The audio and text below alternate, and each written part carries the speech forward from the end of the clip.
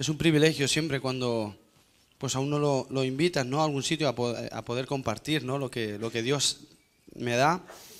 Y muy asombroso, muy contento por el tiempo de alabanza también, con la respuesta de la iglesia, es tremenda, los jóvenes estáis muy, muy a tope ahí, ¿eh? Me estabais apoyando mucho con la voz en esta mañana porque estaba con el cambio de hora y el acostarse uno tarde a veces luego... Yo de normal canto como Nino Bravo, va en serio. Lo que pasa es que por eso el cambio de hora y todo eso se me ha quedado la voz así, pero otro día vendré con más tiempo de descanso. Ay Dios. Bueno, yo soy de aquí de Valencia, bueno, del puerto de Sagunto, algunos me conocen. Y nada, estoy casado, tengo 3 hijas y nada, ¿qué te voy a decir que no sepas ya los padres, el que tiene más de 1 o 2? Pues imagínate 3 y 3 hijas. Pues una locura, ¿no? Por eso no pudieron, porque llegar aquí a las 10 de la mañana con 4 mujeres y con el cambio de hora, te digo que es imposible. Entonces prefirieron quedarse en casa y yo digo, mira, para mí mejor, porque quiero llegar a la hora, ¿sabes? Quiero llegar a las 10 en punto. Y es una locura las mañanas, la verdad. Y nada, bueno, comentaros un poco sobre mi vida. Como he dicho antes, durante el tiempo de alabanza, yo empecé a ir a una iglesia por primera vez con 11 años aproximadamente. Y bueno, no fue fácil porque mis padres se separaron cuando yo tenía pues como 2 años, no lo recuerdo, la verdad, pero con 2 añitos. Se separaron mis padres y bueno, pues no es nada fácil crecer en un ambiente donde pues tienes solo a tu madre, ¿no? Y tú ves que los demás amigos tienen su padre. Hoy en día está un poquito como que ya, vamos, eso ya es algo, estaba más visto, ¿no? Pero con mi edad no se daba tanto, ¿no? No, por lo menos en donde iba yo en mi clase, pues éramos de los poquitos, era de los pocos. Y bueno, mi madre tuvo otras relaciones y pues no llegó nunca tampoco a coger su media naranja, ¿no? Esa que dices tú, le vaya a ir bien, ¿no? Pero bueno, entonces, pues quieras que no, nací con eso, con mi madre, hizo todo y le tengo muchísimo que agradecer porque ella hizo papel de padre y de madre sobre mí y del de padre lo hizo muy bien porque se le daba bien dar también cuando me portaba mal. Entonces, se le daba muy bien, muy bien. Ya te digo, porque yo en el colegio no era nada, pero nada bueno, nada bueno. Y la casualidad, ¿no? Que cuando venía mi padre a verme, una anécdota, siempre que venía a verme daba la casualidad que yo lo veía imagínate, ¿no? Él llevaba la vida loca, como cantaba Ricky Martin, ¿no? Él su vida, su marcha y él por él mismo y ya está, ¿no? Y la casualidad cuando venía a verme al colegio era el día que justamente me habían castigado y salía muy tarde. Entonces él llegaba y este chico, ¿por qué tarda? ¿Y por qué? Y mi madre, pues no sé, ¿no? Y cuando salía con el director, pues entonces ya sabían por qué había pasado, ¿no? O había roto una cisterna o me había escapado del colegio, yo qué sé, 1000 cosas.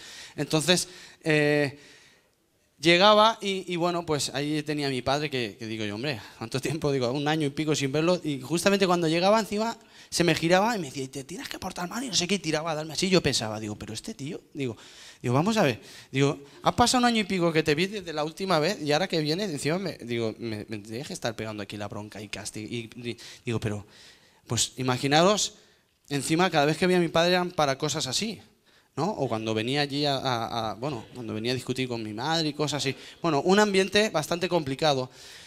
¿Y qué quiero decir con esto, no? Pues cuando uno va creciendo con estas cosas, sin darte cuenta, tú vas enfocando a Dios y poniéndolo sin querer pues en esa imagen de padre, ¿no? Entonces, la imagen que yo le daba a Dios era la imagen que yo tenía de un padre, que era nada, un padre que venía cada X tiempo y para Navidades como mucho te hacían un regalito para él sentirse bien y tú con eso lo veías ya como que algo que... Bueno, esto es la imagen de un padre, ¿no? Entonces, créeme que crecer así, yo condicioné a Dios muchísimo en cuanto a mi vida, ¿no?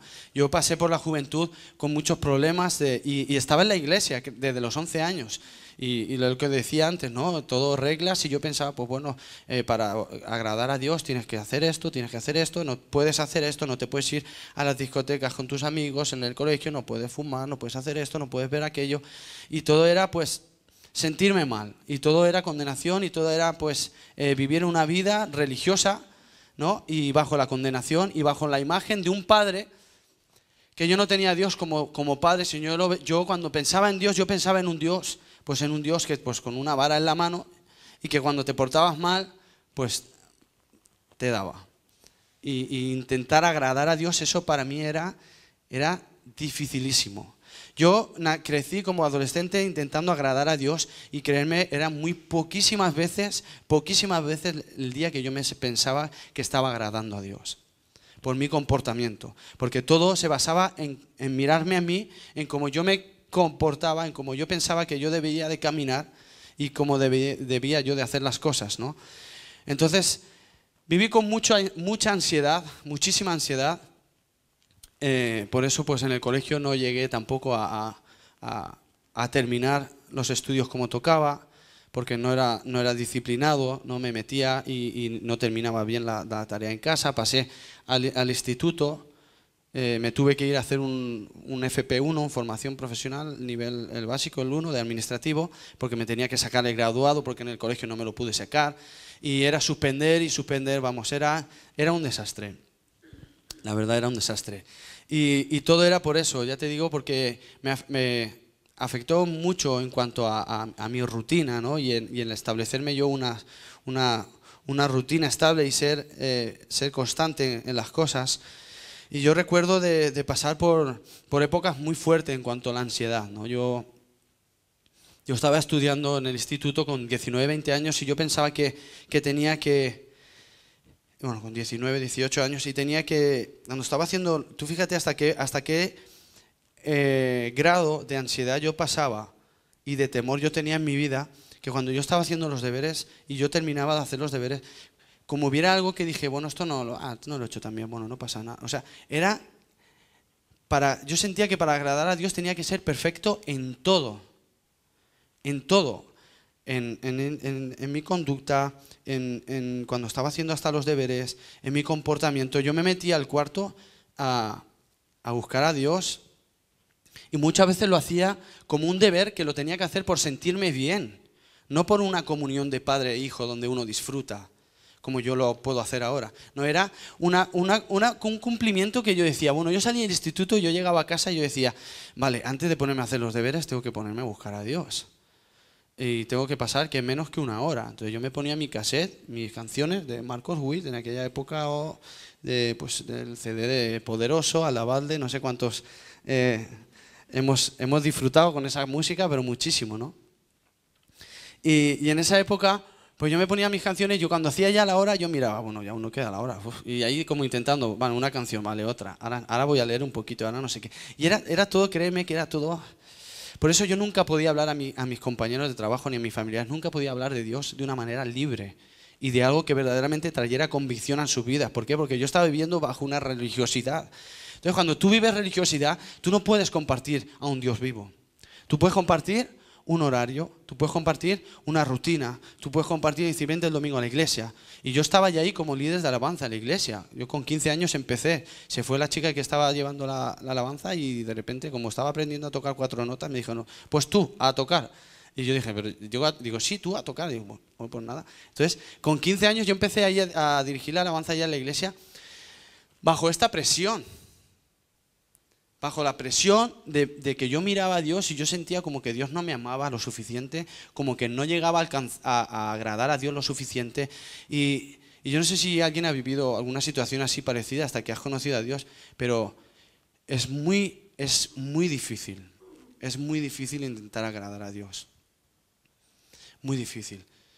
Por eso cuando estuve en una conferencia en el 2008 en Londres, y fui a ver a un pastor que a mí me encantaba él, sus mensajes.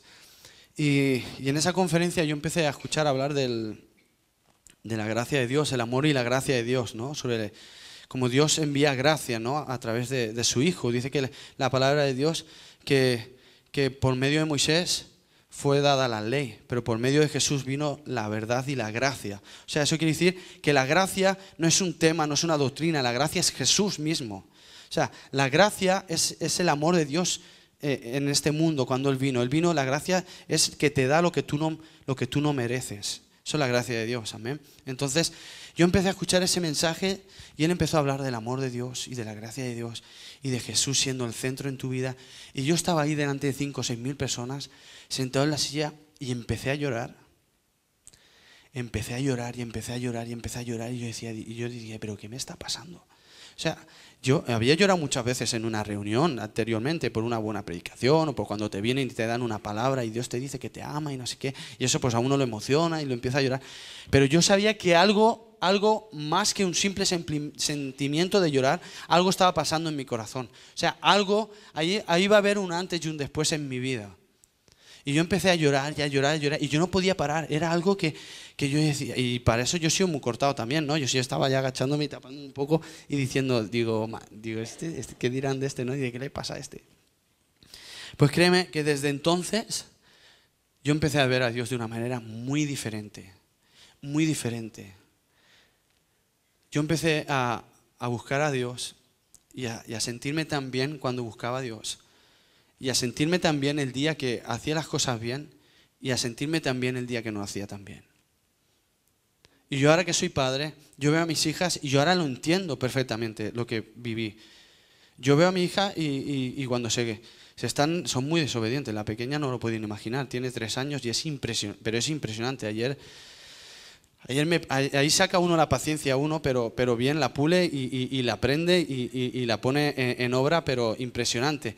Y fíjate que aun por muy mal que se porten, y aunque la castigue 100 veces, y cara a la pared, y cara a la pared, y viene, y cara a la pared, y le doy un poquito en el culo así, plas, y cara a la pared, y otra vez, y nada. Y se porta mal y desobedece un montón, pero si en ese momento ella se gira y viene a mí con los brazos abiertos, o sea, es que es imposible yo mirarla mal, es imposible yo, ¿qué va? Para nada, es que, y le estoy dando y le estoy castigando y a la vez por dentro estoy diciendo, ay, pórtate bien ya que me lo estás haciendo pasar fatal, porque estoy deseando abrazarte y que te portes bien. Pero, sin embargo, yo ahora lo veo pensando en Dios y digo, Dios, si tú eres un Dios lleno de amor, lleno de gracia, lleno de misericordia. Y ese mensaje que quiero traeros en esta mañana, no voy a ser corto, pero sí que quiero que podamos ver cuál es la imagen que tú tienes de Dios Padre sobre ti. Amén. Eso va a cambiar, cambia todo en tu vida, todo. La imagen que tú piensas que Dios tiene sobre ti, como tú ves a Dios, va a cambiar todo. Mira, va a cambiar tu forma de vivir. Los jóvenes van a cambiar vuestra forma de estudiar. Va a cambiar hasta la hora de elegir la pareja para poder casarte. Lo cambia todo. Todo en esta vida. ¿Por qué? Porque cuando tú te sientes amado, cuando tú te sientes que eres amado por tu Padre, tú vives de una manera muy diferente. Dice que Jesús, cuando fue bautizado, dice que se oyó desde el cielo decir, este es mi Hijo amado en cual tengo complacencia. Y dice que después de ahí Jesús fue al desierto y fue tentado. ¿Amén? Pero ¿sabes cómo Satanás le habló a Jesús? Diciendo, si tú eres el Hijo de Dios, si tú eres el Hijo de Dios, haz esto, haz aquello, haz lo otro. ¿Sabes qué parte quitó? La de amado. Quitó la parte de amado. ¿Por qué? Porque sabe que si le dice, tú eres un hijo amado de Dios, aquel ya no va a sentirse diciéndole, no, perdóname, tú estás hablando a Jesús, el hijo amado de Dios. Por eso cuando tú sabes que tú eres el hijo amado de Dios, a ti no te va a importar ni las carencias que tú puedas tener físicamente, ni emocionalmente como te puedas encontrar, ni la situación que puedas estar viviendo en tu vida. Tú sabes que eres un hijo amado y vivas lo que vivas, tú estás confiado y estás tranquilo, estás seguro en Jesús, porque eres amado por Dios y nada te va a mover. Ni aunque tengas una debilidad en tu vida, hay cosas, aquí todos tenemos algo que cambiar. Hay quien tiene cosas más fuertes y hay quien tiene cosas menos fuertes, pero ante los ojos de Dios, si es pecado, es pecado. El que tiene una atadura con algo, sea lo que quieras pensar, como aquella persona que tiene miedo en la vida a todo, para los ojos de Dios el tener temor es desconfianza de Dios, es falta de fe. Es pecado ante los ojos de Dios también. Entonces, no hay niveles.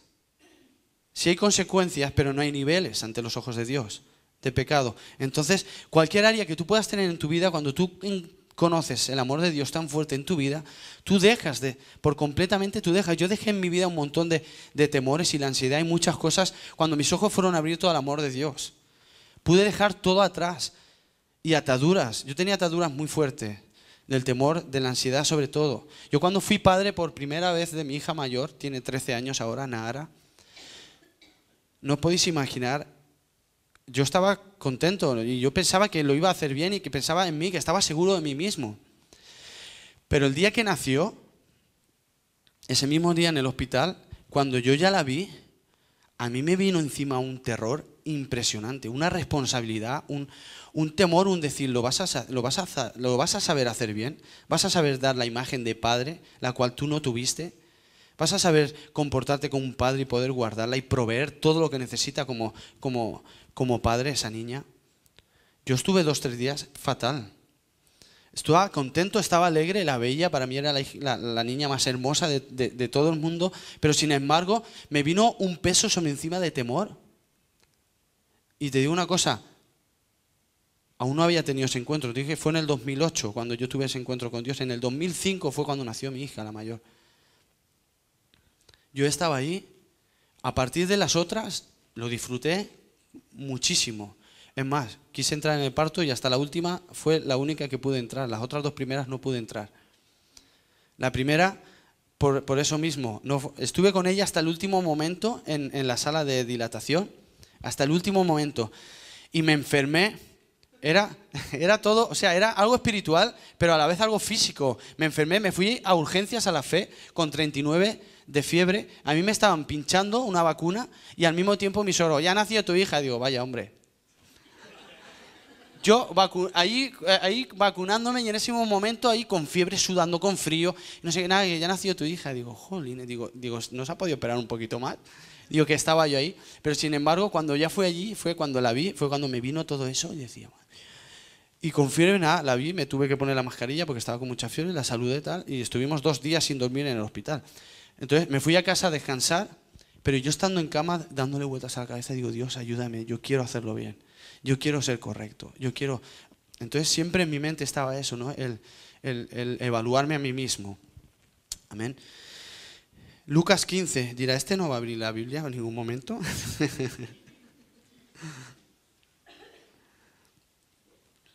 Lucas 15.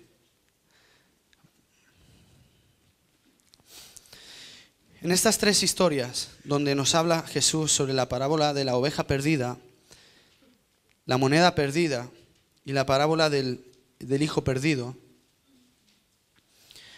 aquí Jesús estaba contando esta historia para que pudiéramos conocer cuál es el amor del Padre. Amén.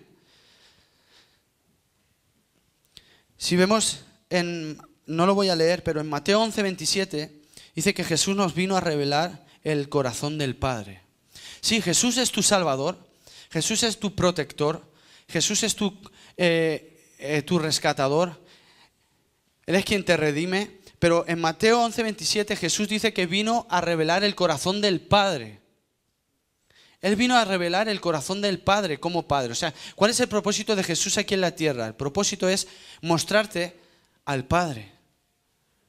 Mostrarte cómo es el Padre, cuál es el corazón del Padre. Para que podamos tener una buena imagen de quién es Dios y de cuánto te ama. Amén. Entonces en Lucas 15, 4, 7 dice, muchos recaudadores de impuestos y pecadores se acercaban a Jesús para oírlo. De modo que los fariseos y los maestros de la ley se pusieron a murmurar, este hombre recibe a los pecadores y come con ellos. Mira, es asombroso lo que podemos ver aquí, amén. Dice, muchos recaudadores de impuestos y pecadores se acercaban a Jesús para oírlo. De modo que los fariseos y los maestros de la ley, o sea, los religiosos. ¿A vosotros no da a veces cuando te juntas con gente, y mucho respeto, de verdad que sí, pero yo no soporto a los religiosos. De verdad lo digo, me cuesta estar con los religiosos. Esos que entran en la iglesia, y hermano, Dios te bendiga, cambian la voz, el tono de la voz, no sé qué. Y luego te lo encuentras por ahí un día entre semana y lo ves chillar, y dices tú, bueno, tú no puedes ser así en la iglesia. O sea, tú no puedes hablar fuera que dentro. No puedes ser normal. No puedes ser una persona normal. No puedes, no sé, el vocabulario que tú usas fuera, úsalo dentro. ¿Me entendéis, no? Y el mismo que usas dentro, si tú dentro de la iglesia eres así, úsalo fuera. Sé una persona normal. Pero es que si cuando eres religioso, pues es como hacía yo. Yo entraba a mi horario, a mis cosas delante de Dios y hacía las cosas como creía, y igual el Valencia empezaba a las 9, yo era a las 9 menos 5 y estaba orando, Dios, me quedan 5 minutos que empieza el fútbol. Y si no salía después de orar, me sentía mal. Y yo estaba ahí y digo, vale, ya he hecho mi tiempo devocional, ya me puedo sentar y disfrutar de lo que verdaderamente me gusta. Yo pensaba, verdaderamente disfruto de sentarme con los amigos y ver un buen partido de fútbol. Digo, ¿cómo lo disfruto? Y cuando tenía que entrar a orar, eso era como un suplicio, un mirar horas. Y digo, y no acabará esto ya. Y nada más que mirar el reloj. ¿Por qué? Porque aún no había tenido ese encuentro con Dios, con ese amor. Amén. Entonces, dice que los recaudadores de impuestos, que en aquella época se veían mal, y los pecadores, es lo mismo que tú puedes opinar hoy en día de Hacienda, ¿vale? Más o menos, para que nos hagamos una idea. Cuando te viene a dar caña. Dice, y los pecadores se acercaban a Jesús para oírlo. O sea, ¿cuándo gente pecadora se va a acercar a ti para escuchar de Jesús? Si somos nosotros los que tenemos que ir a ellos. Dice que acostumbraban. Como en otra versión leí, como se acostumbraban a acercarse a Jesús. O sea, tenían una costumbre los pecadores de ir a escuchar a Jesús. Yo decía, ¿cuánto tengo que cambiar aún, Dios? ¿Qué imagen tengo que dar yo aún a este mundo para que la gente, para que el pecador pueda venir a mí a escucharme a mí? Los pecadores no se acercaban a los religiosos, ¿por qué? Porque no podían estar con los religiosos, no podían estar con unas personas que no hacían nada más que demandarles. Y esto así no es, y no llegas a esto y no vas a llegar, y este es el límite, y cuando lleguéis aquí entonces seréis dignos. Y Jesús vino a romper con todo eso. Jesús vino a mostrar el corazón del Padre, un corazón en el cual te puedes acercar tal y como eres, sin tener que fingir, sin tener que mentir, sin tener que engañarte a ti mismo, tal y como eres, ven delante de Dios. Tal y como eres, con el pecado que tengas, tal y como eres, ven delante de Dios. El pecador iba a Jesús. ¿Qué imagen aún tenemos, iglesia, que dar a este mundo para que los pecadores vengan? Si a los cristianos, yo en el instituto, con la gente, cuando estaba, bueno, con los amigos hoy en día, compañeros del trabajo, siempre te preguntan las típicas preguntas, ¿y tú qué opinas de esto? ¿Y tú qué piensas de esto? ¿Y cómo tú lo ves esto? ¿Y cómo tú ves aquello? ¿Por qué? Porque ya nos tienen tachados como que tenemos la verdad, y como tenemos la verdad, no se nos puede toser. Como tenemos la verdad, no se nos puede respirar. Y de verdad que a veces tenemos que ser más como Jesús. Jesús sí que era la verdad. Y sin embargo, teniendo la verdad, los pecadores se le acercaban a Él. ¿Qué sentían al acercarse a Jesús? ¿Qué sentía la mujer, la que fue hallada en adulterio cuando se acercó a Jesús? Cuando entró a esa casa sabiendo que allí estaba Jesús. Estaban los religiosos, los que estaban acostumbrados a escuchar hablar de Dios y de las leyes. Pero sin embargo, cuando ella oyó hablar de Jesús, le dio igual todo y sabía la condición con la que se acercaba a Jesús, siendo una pecadora de fama en el pueblo. Pero sin embargo, ¿qué veía en los ojos de Jesús para no tener miedo de su condición y de su pecado y poder acercarse a Dios? Esa es la imagen que debemos de dar, iglesia, de nuestro Dios. Pero es que es imposible dar una imagen de Dios si nosotros no la tenemos aún. Si en nosotros aún no tenemos esa imagen de un Dios lleno de amor, no podemos dar esa imagen fuera. Amén. Dice, entonces les contó esta parábola. Dice, supongamos que uno de ustedes tiene 100 ovejas y pierde una de ellas. No dejará las 99 en el campo y va en busca de la oveja perdida hasta encontrarla. Y cuando la encuentra, lleno de alegría, la carga en los hombros y vuelve a casa. Y al llegar allí reúne a sus amigos y vecinos y les dice: alégrense conmigo porque ya encontré a la oveja perdida. Aquí hay algo que a mí me impacta mucho de la historia que habla de Jesús cuando fue a buscar la oveja perdida. La oveja perdida, digamos que es aquella oveja rebelde, pecadora, aquella oveja que no se quiere someter, aquella oveja que no quiere saber nada, que se va del rebaño, o sea, que desaparece, que se pierde, que está fuera, que no tiene a Jesús, que ha pecado, que se ha marchado. Amén. ¿Y cómo dice Jesús en la historia que va a cogerla? Cuando la encuentra, ¿qué es lo que la ley decía? Tú has pecado, tú mereces castigo. Tú has desobedecido, tú mereces castigo. Tú te has ido del redil, tú mereces castigo.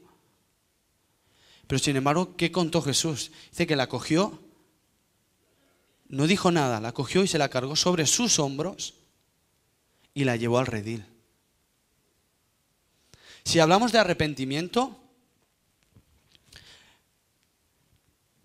y esto es fuerte, pero si hablamos de arrepentimiento en esta historia, aquí no dice nada de lo que la oveja dijo. Aquí no aparece nada de que la oveja, cuando vio venir al pastor, dijo: perdóname, porque te he desobedecido, porque he hecho esto mal, porque me he apartado del redil, porque he hecho esto, porque esto, aquello. Perdóname, de verdad que voy a ser la mejor oveja de todas, voy a estar pegado a ti. En ningún momento. La historia aquí habla de Jesús, del buen padre, del buen pastor, que es lo que hizo por la oveja. La cargó y sin decir nada, se la echó a sus hombros y la llevó al sitio. ¿Qué quiere decir esto? Para mí un verdadero arrepentimiento es dejarte amar y dejarte hacer todo lo que este buen pastor estaba diciendo aquí. Cuando tú has fallado a Dios, cuando tú has hecho algo que sabes que no está bien delante de Dios, cuando tú ya has llevado una vida desordenada, pero tú ves que el amor de Dios viene a tu vida, para mí un verdadero arrepentimiento es dejarte recibir y dejarte amar por el buen pastor. Cuando tú te dejas amar por el buen pastor y tú te dejas ser amado, ser mimado por el buen pastor y te dejas que el pastor te coja de donde has caído, te levante, te ponga en sus hombros y te lleve a casa, cuando tú recibes eso como el buen pastor, verdaderamente te digo una cosa, tu vida va a cambiar. Tu vida va a cambiar. Porque a veces, ¿cuántas veces yo por lo menos me he querido arrepentir haciendo 1000 promesas? Y Jesús, yo te prometo que yo voy a hacer esto. Yo te prometo que ya no voy a hacer esto, ya no voy a mirar aquí, ya no voy a hacer esto, ya no voy a pensar aquello, ya no voy... Te lo prometo. Y hacen un llamado al pastor y sales el primero aquí corriendo. Sí, Señor, yo el primero. De verdad que este año va a ser para mí. Y cuando verdaderamente ves a los ojos de amor del buen pastor, que te dice: yo te amo tal como eres. Te digo una cosa, lo que menos vas a querer hacer es lo que desagrada a tu Padre. Lo que menos vas a pensar. Cuando Jesús te está mirando y sabes tú tu condición misma, y Jesús te dice: yo te amo sobre todas las cosas. Y tú estás pensando: bueno, ¿me amas sabiendo esto? ¿Me amas sabiendo aquello? Y Jesús te dice: yo te amo y di mi vida por ti, aun sabiendo cómo eres y aun sabiendo lo que ibas a hacer. Lo que menos te apetece a ti, lo que menos nace de ti, es volver a vivir en lo que estabas antes. Amén. Es volver a la vida antigua, es lo peor. No lo quieres hacer. ¿Por qué? Porque has experimentado el amor de Dios y su gracia. Amén.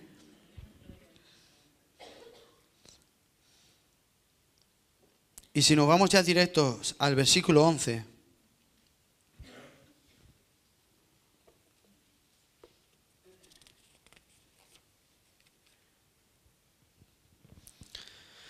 Dice: un hombre tenía 2 hijos, continuó Jesús. El menor de ellos le dijo a su padre: papá, dame lo que me toca de la herencia. Así que el padre repartió sus bienes entre los dos. Poco después el menor, juntó todo lo que tenía y se fue a un país lejano. Allí vivió desenfrenadamente y derrochó su herencia.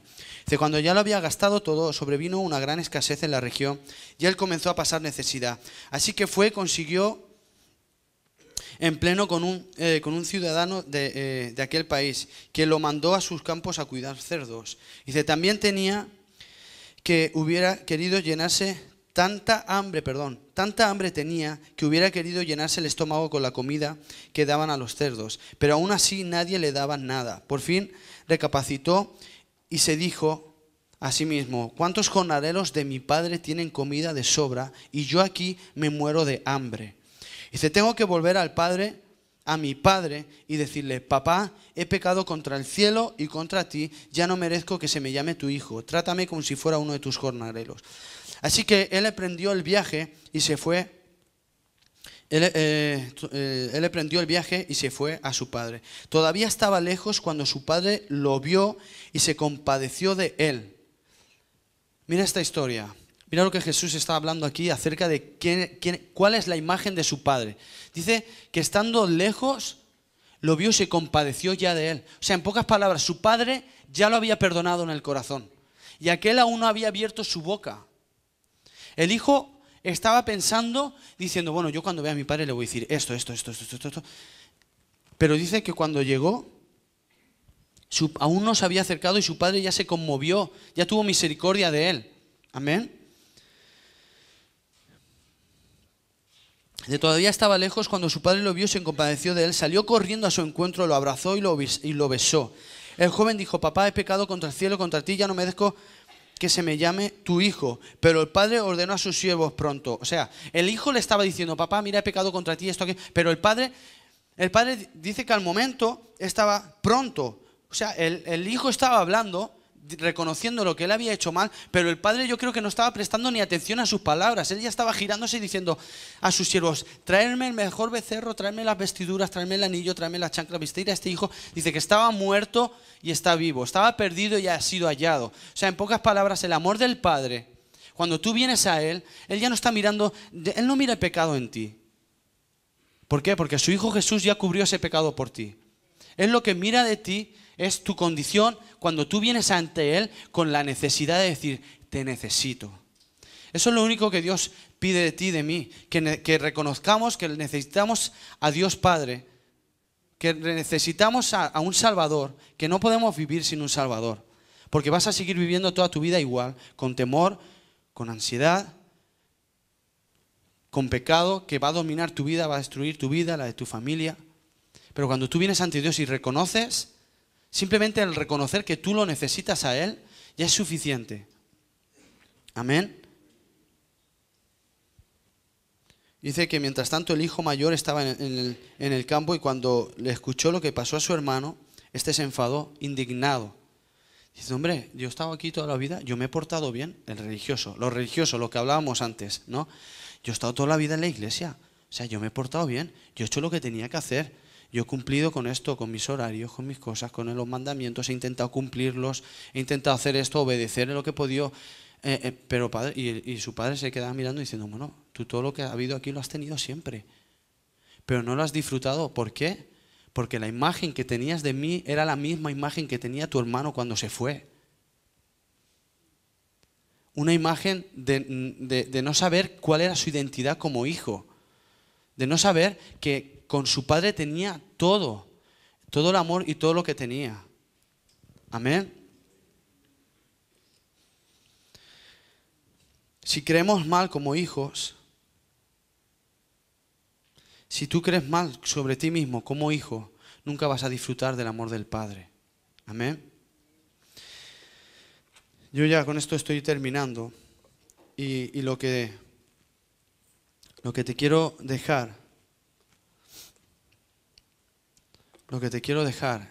es, yo te invitaría a ponerte en pie, amén.